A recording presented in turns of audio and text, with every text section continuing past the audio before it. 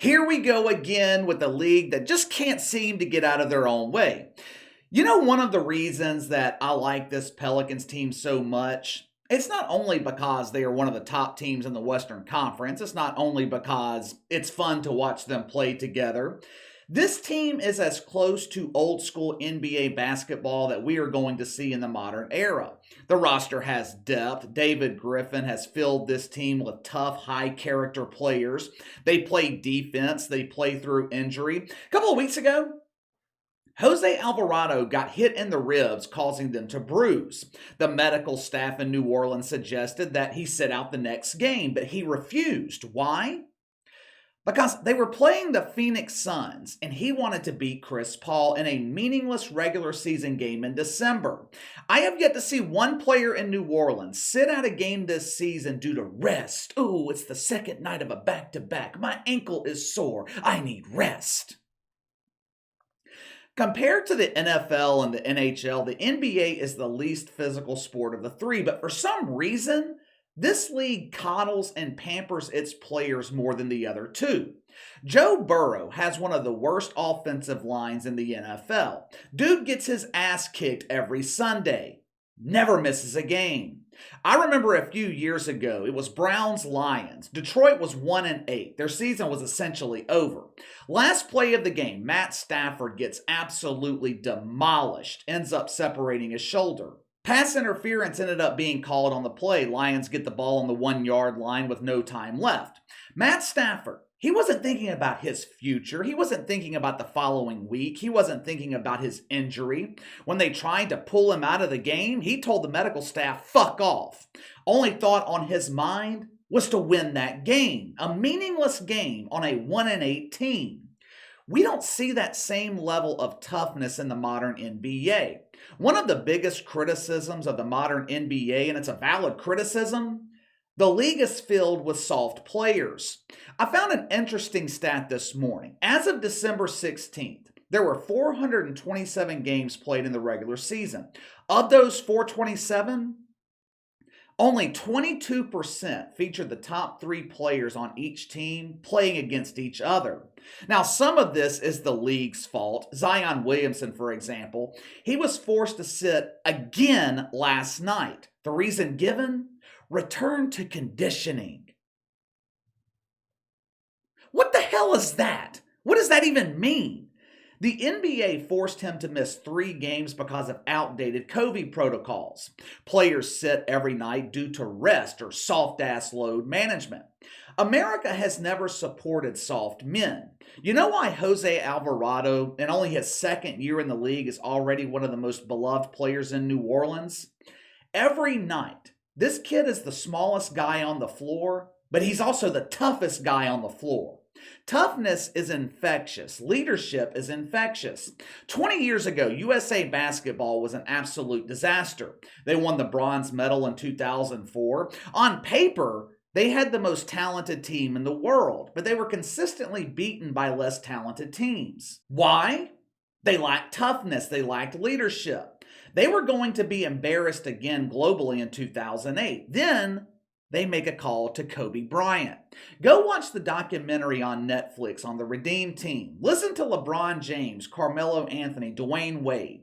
Listen to them describe how Kobe Bryant changed the mentality of the entire locker room.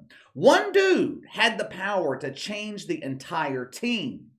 We don't see Kobe Bryant toughness in the NBA anymore. We were given another example of this lack of toughness yesterday with Serge Ibaka. NBA analyst Kendrick Perkins, he often gets wrongly criticized on woke Twitter. Kendrick Perkins does not hold back. He will go after former teammates. He will criticize friends. His job as an NBA analyst is to provide honest analysis of the NBA. In other words, he is the complete opposite of Mina Kimes. The reason Kendrick Perkins gets criticized, modern NBA players can't take criticism.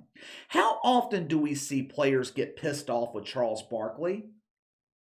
It happens at least once a month. Yesterday morning, Kendrick Perkins made a joke about former teammate Serge Ibaka.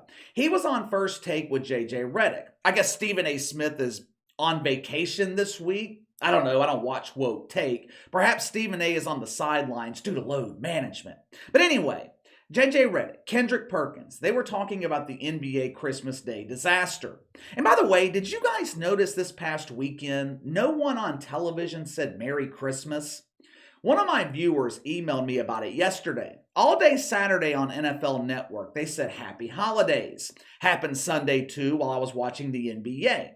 They used to have players cut in during games on Christmas, sitting there with their families, wishing everyone a Merry Christmas. I don't think I saw that one time over the weekend. It was Happy Holidays. I don't want to offend anyone.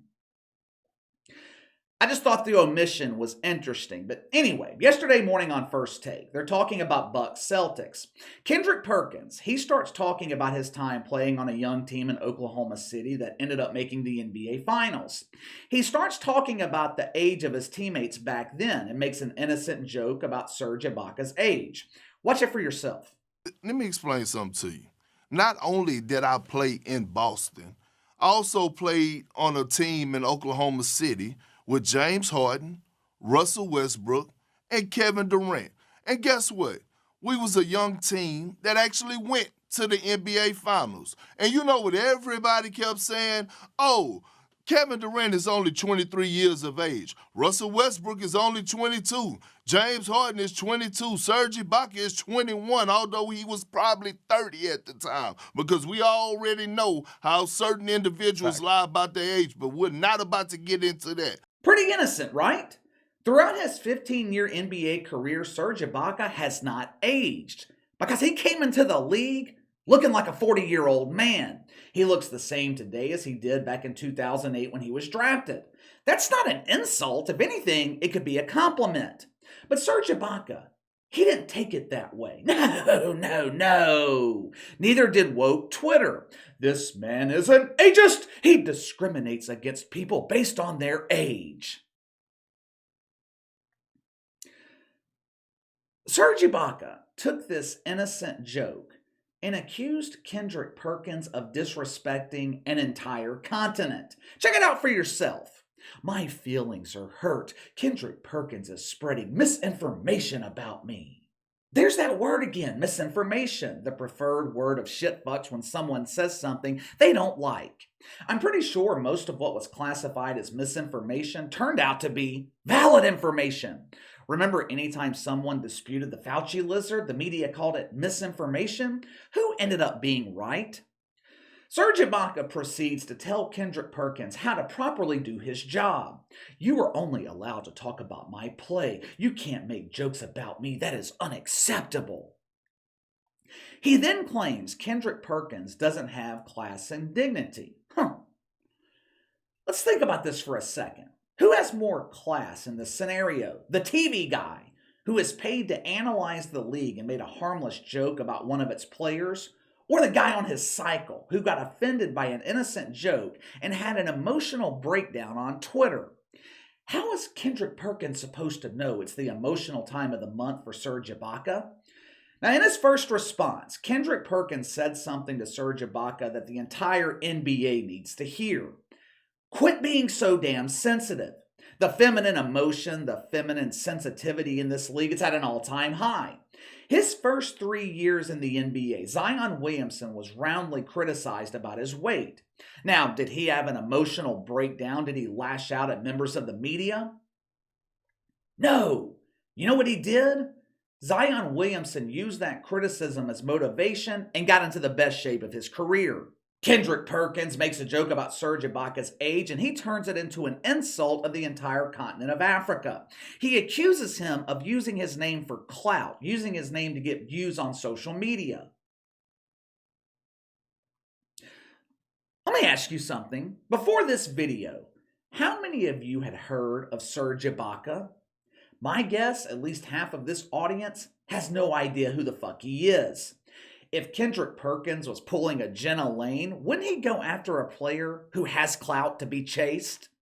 Now, I was siding with Kendrick Perkins until he bowed to the woke mob. The feminine men on Twitter were coming to the defense of Serge Ibaka. Kendrick Perkins, he fought back for about 20 minutes. He eventually succumbed to the pressure, assumed the natural position of hands on floor, ass in air. Check it out for yourself.